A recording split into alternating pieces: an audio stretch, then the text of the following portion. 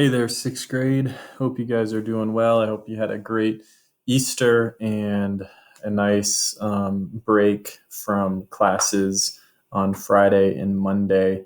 Hope you're able to hang out and relax a little bit.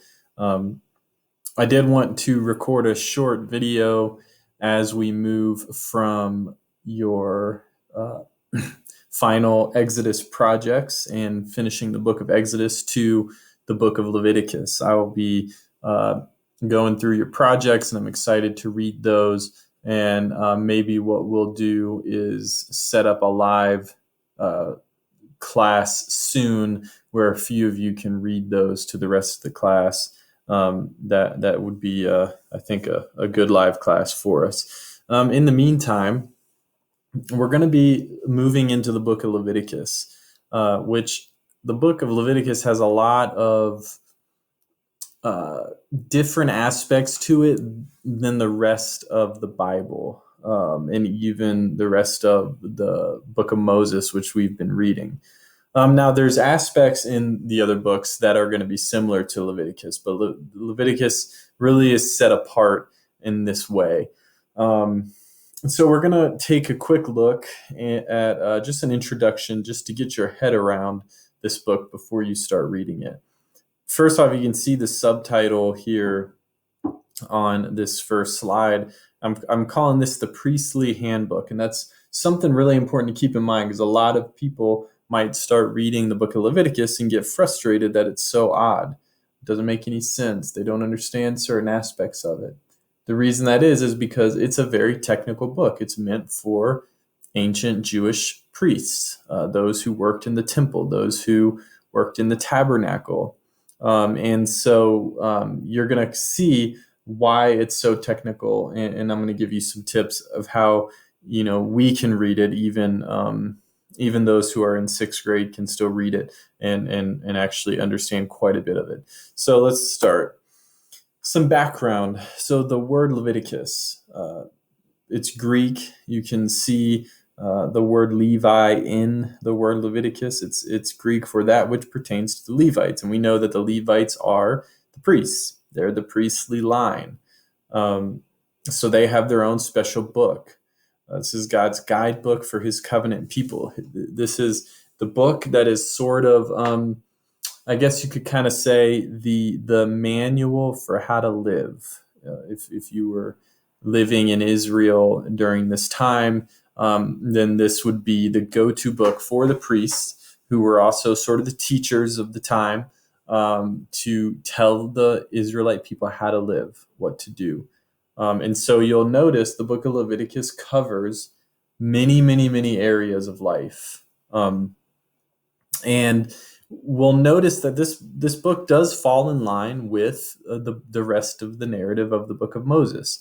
We know, if we just think about where we left off, even before we went on to virtual school, we left off with the building of the tabernacle. And in the building of the tabernacle was lots of instructions. We've talked about that. Why so many instructions? Why so much detail? Because God cares.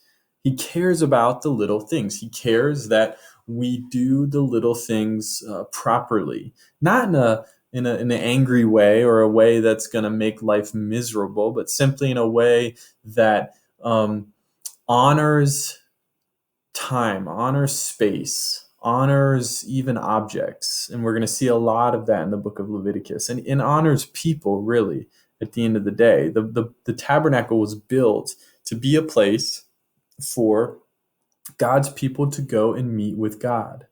And that's an important thing. And so these rules, these laws, though they're going to seem odd, we have to remember that, number one, this is an ancient society, but number two, God cared for His people enough that He sent this word to Moses, spoke to Moses, and Moses wrote these out. And so there was an expectation that the Israelites would follow these commands, that these commands would lead to obedience. And again, not in an angry way, not in a as if God is upset with them or punishing them, but in a way that's leading them to be the nation that is going to bless the world. And so this book is a part of that. So the structure of the book, again, it's situated within a narrative framework, which just means before the book begins, it's narrative. After the book ends, it's also narrative. We know that narrative is telling a story. And so the book of Leviticus is a part of the story. It's a part of what is going on. And we see things like this happen all the time in many different books, many different stories. There's spots in the story where lots of detail needs to be spoken and shared. A couple things to remember is that God is talking to Moses. You're going to be looking this week, but go ahead and check page 233 when you get done with this video and just look how it opens. It does open as if a conversation is happening between God and Moses. Now, there's two types of laws. Okay, you can kind of say two categories of laws that are going to be shared. The law is either going to fall into a ceremonial law or a moral law. Ceremonial law has to do with ceremonies, seasons, times, feast days, anything really pertaining to how to deal with sacrifices, how to deal with offerings, how to deal with the tabernacle. Anything that has to do with a ritual, you could say, is going to be a ceremonial law. The other type is a moral law. And that has to do with justice, respect, or how to treat another person. Ceremonial laws, we would say, those that are in Leviticus, that are ceremonial laws, don't apply to us today. They applied in the time, in the culture, in the context in which the people lived. The moral laws, however, you can make an argument that the moral laws still do apply to us. Perfect example of moral law would be the Ten Commandments. And a ceremonial law, for an example, on page 233. I don't have it up on the screen, but on 233, it's simply telling them how to bring an offering to the tabernacle. If his offering is a burnt offering from the herd, he shall offer a male without blemish. That would be a ceremonial law. That's not a law that's going to still apply to us today because we're not offering sacrifices anymore. That has to do with a ritual that was done in that time. Okay, so that's how you can categorize those.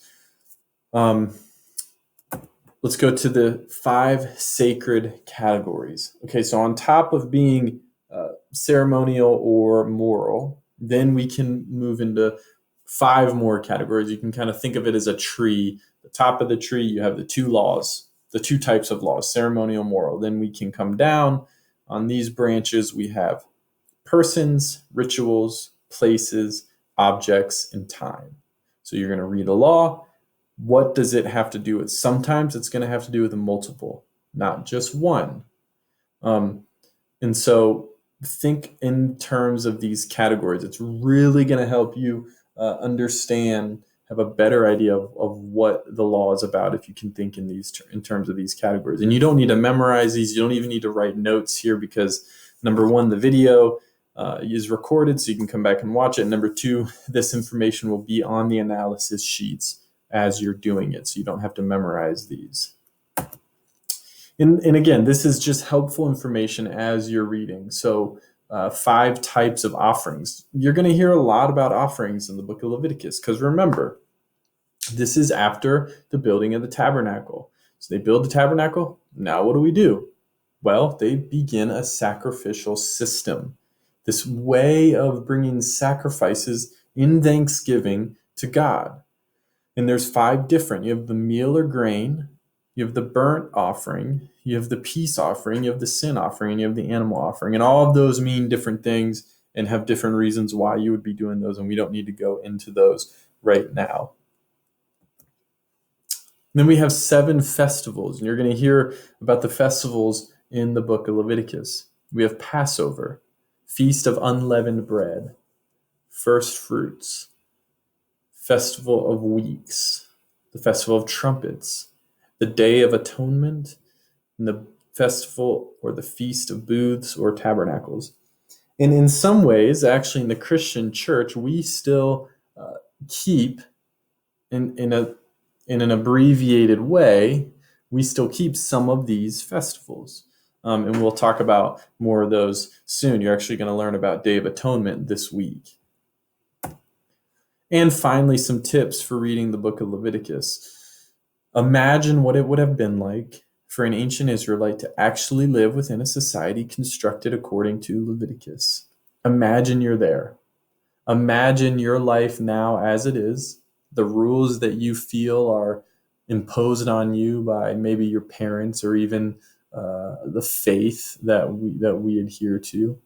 And then think about what it would be like to be an ancient Jewish sixth grader. What would that society be like? Read the book slowly. The book is not meant to be read quickly. It's not meant to be read in one sitting. It's meant to be read slowly and pondered. Read the laws through the lens of the three categories, or the two categories, ceremonial and moral, and then read the laws through the lens of, and I didn't finish that sentence for some reason, but that's the five sacred categories. And I'll go back to that slide here. That's persons, rituals, places, objects, and time. So use the categories and those types of laws to really give you a lens as you begin to read these. So I hope this helps give you guys a little understanding of the book of Leviticus.